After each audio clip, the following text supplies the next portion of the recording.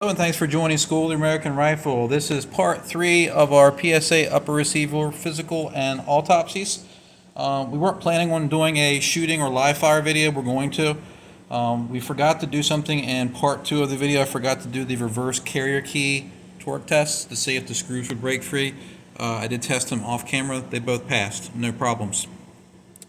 So the big issues that we saw were the barrel extensions on both of these uppers being a little bit clocked. After reassembling with the Midwest URRs, no issues with the misalignment. This normally causes a misalignment issue with the front sight base. This upper was actually better than it was before. So when we corrected the alignment, the misalignment issue, we fixed and perfectly centered the front sight post. On this one, however, though, it got worse. So I'm going to show you.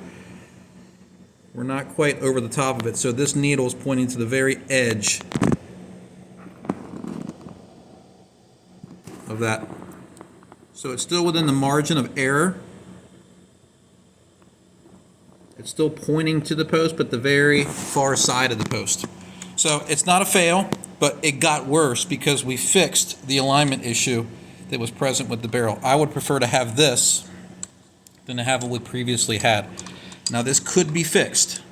We could knock out these taper pins again, and I could realign the front sight post, ream these out to oversized 2/0 taper pins, and then it would be perfectly aligned. But with this amount of misadjustment, it's not worth the effort because we're still going to be on enough. We were able to reuse the crush washers because we had enough crush to get them timed without overstressing the barrel.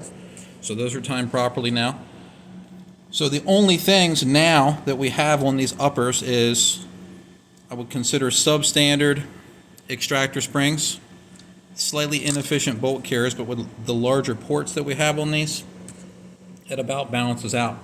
The one gas tube that was misaligned to the carrier key, not a problem now. So basically when we reinstalled these barrel nuts, the proper torque value, gas tube clocked in right. So either they had the barrel nut mistimed and over torqued, or it was just everything being over torqued caused something to be tweaked a little bit. But everything's good on these now. So what we're going to do is we're going to test fire them. We're going to put 3 rounds through each upper and check and see if we get proper cycling, decent ejection, and proper bolt lock on the last round. So we're going to go over to the test trap. I might start talking loud because I'm putting ear pro on.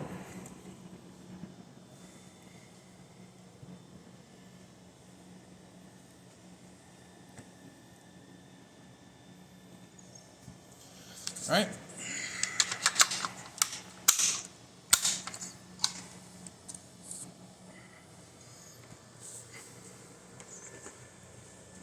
I'm going to set one down.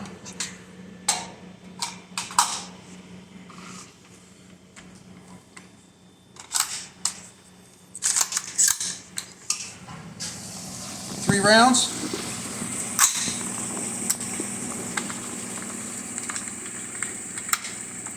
Test fire. A little bit forward. 3 o'clock. 3 o'clock, and we have proper bolt lock on the bolt catch. And that was just 223 spec ammo.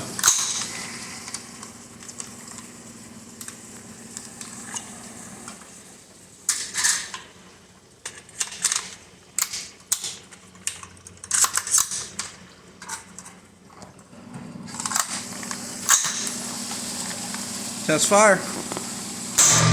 3 o'clock. Hit my wife right in the hand. I'm going to port it down a little bit. 3:30. You guys can see the ejection pattern a little bit better here. And about 3:30, and we have proper bolt lock. So both uppers function. A lot of people put a lot of weight into the ejection pattern. Not that important. It has to have a shell deflector to even follow the ejection pattern chart. But you need to have somewhat consistent ejection. You don't want one to go here, one to go there, one to go there, and it needs to have some authority, but not as big of a deal as people make it out to be. I would consider both of these a success, and besides the extractor springs, pretty good for these 2 PSA uppers. I'm going to put them into a box, and we're going to raffle them off to some of the people in SOTAR Society. As always, I hope you found this video educational, and thanks for watching.